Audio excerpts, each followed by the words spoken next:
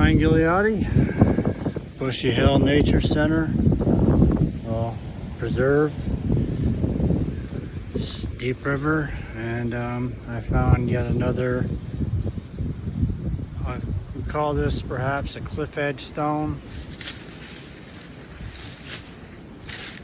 Here's the cliff, so to speak. It's right on the edge here, right on the bedrock.